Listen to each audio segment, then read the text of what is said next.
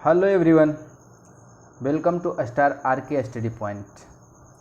आज हम आर्टिकल बताने जा रहे हैं जिसका उचित प्रयोग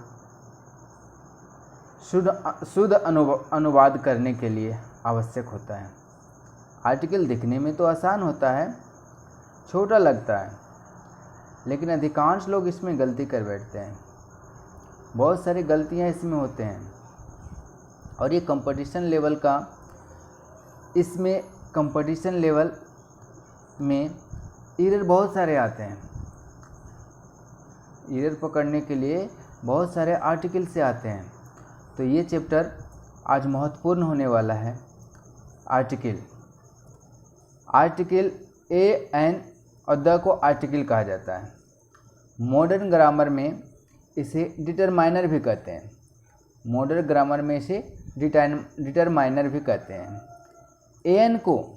ए और एन को इंडेफिनिट आर्टिकल अर्थात अनिश्चित आर्टिकल कहा जाता है। ए और एन को इंडेफिनिट यानी अनिश्चित आर्टिकल कहा जाता है, जबकि द को निश्चित यानी कि डिफिनिट आर्टिकल कहते हैं।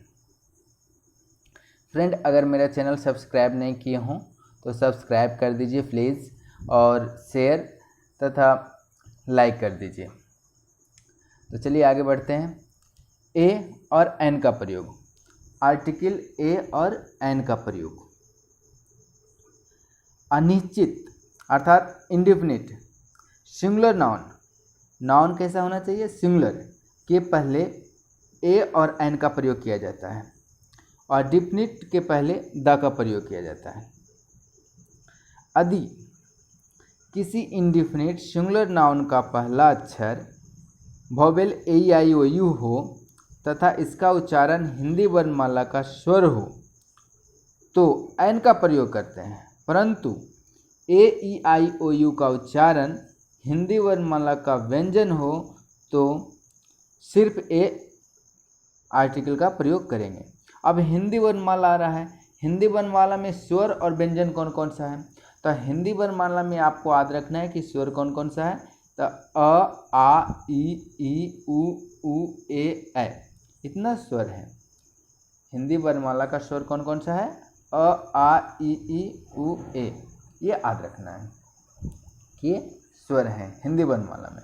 तो कहने का मतलब क्या है दोस्तों कि यदि किसी भी सिंगुलर नाउन का पहला अक्षर ए ई आई ओ यू हो यानी अर्थात वोवेल हो और इसका उच्चारण कोई अ, आ, ई, उ, ए वाला आ रहा हो तो उसमें एन लगेगा, और अगर ये सब का उच्चारण अ, आ, ई वाला नहीं आ रहा हो तो सिर्फ ए लगेगा। जैसे अगला रूल देखते हैं।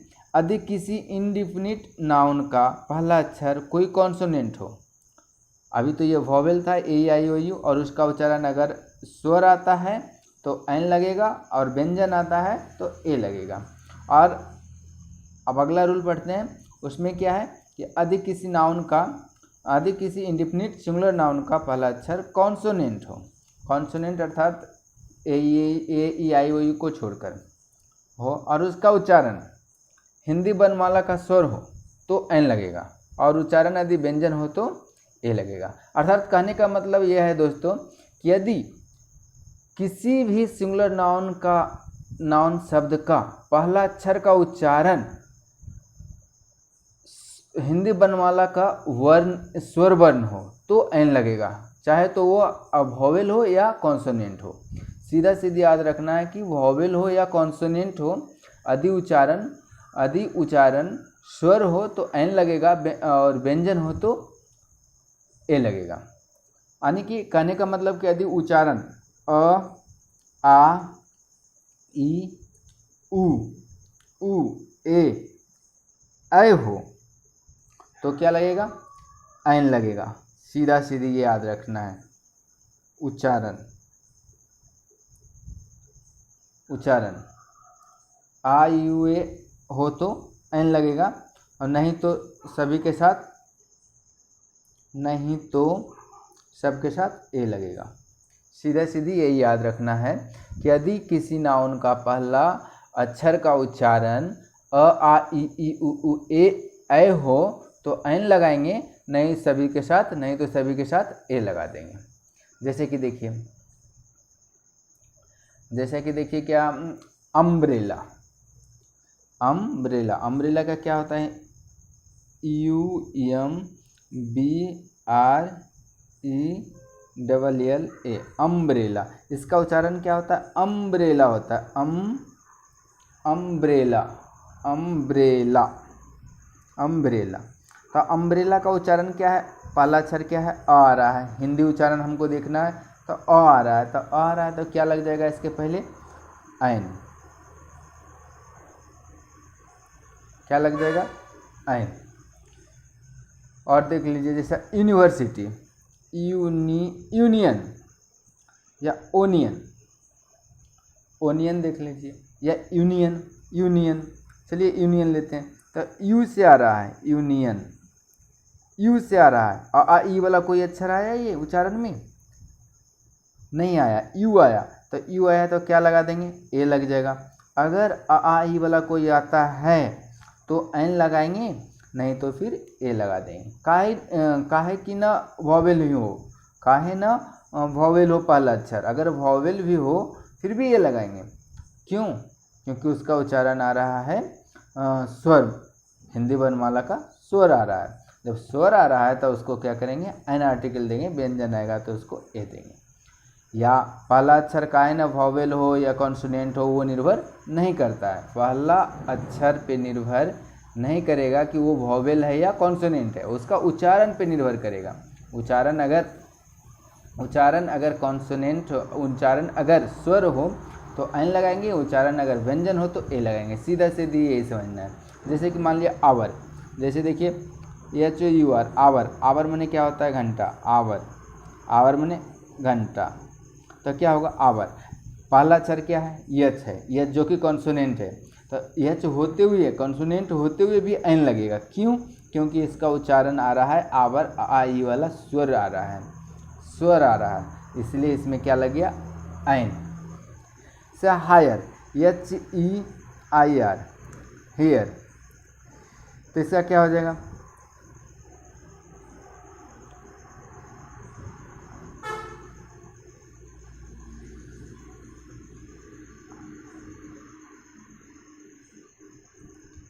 इसमें भी एन लग जाएगा, एन आयर हो जाएगा।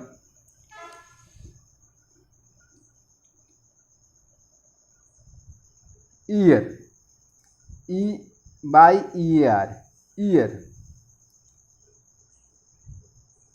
इसका होता है ईयर होता है ऐसा, ईयर, तो ईयर में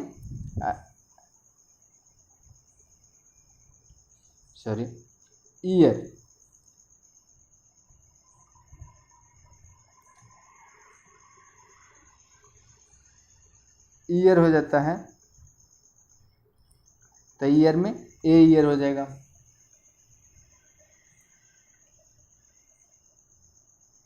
जैसे और ले लीजिए,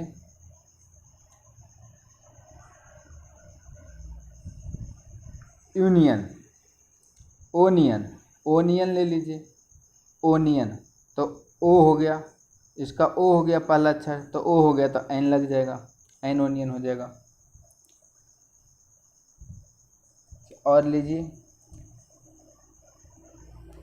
ओनेस्ट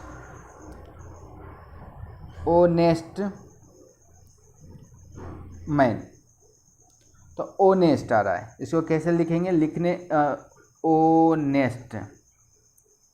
ओनेस्ट, तो आई वाला आ रहा है तो एन ओनेस्ट हो जाएगा।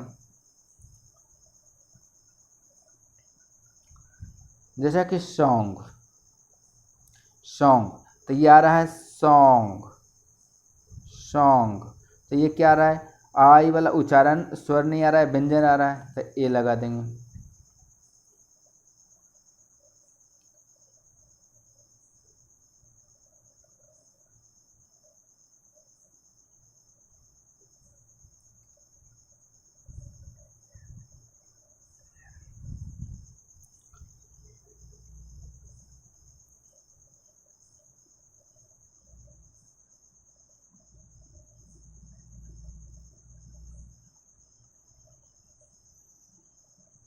जैसा कि यू, EWE यू होता है, इसका उच्चारण यू होता है, EWE यू होता है। तो यू आ रहा है, तो यू वॉवेल होते हुए भी इसमें ए लगेगा। क्यों? क्योंकि उच्चारण यू आ रहा है, आई का स्वर का नहीं आ रहा है, कॉन्सोनेंट का आ रहा है, इसलिए इसमें ए लग गया।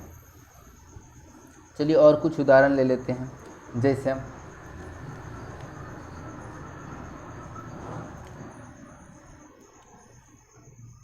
यम में, यम ए, तो यम कैसा लिखेंगे? यम ए, तो इसका उच्चारण आई वाला ए आ रहा है, इसलिए इसमें क्या लग जाएगा? एन, यम ए हो जाएगा। जैसा कि हो जाएगा LLV, LLV, तो इसका उच्चारण क्या हो जाएगा? LLV, तो ये वॉवेल आ रहा है, तो वॉवेल आ रहा है तो एन लग जाएगा। अगर इसी को BA कह दिया तो BA उच्चारण व्यंजन आ रहा है, तो इसमें ए लग जाएगा।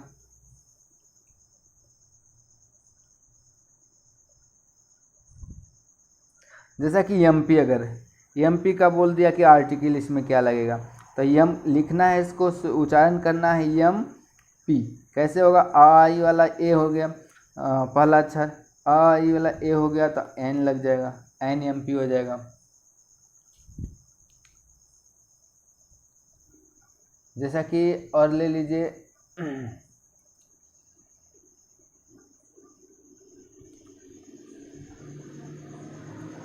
FIR, तो एफ लिखेंगे, ए और FIR, तो क्या हो जाएगा? पहला अक्षर एफ से एफ होता है, तो NFIR हो गया। इसी प्रकार का उच्चारण पर निर्भर करता है, AN का प्रयोग उसके उच्चारण पर निर्भर करता है।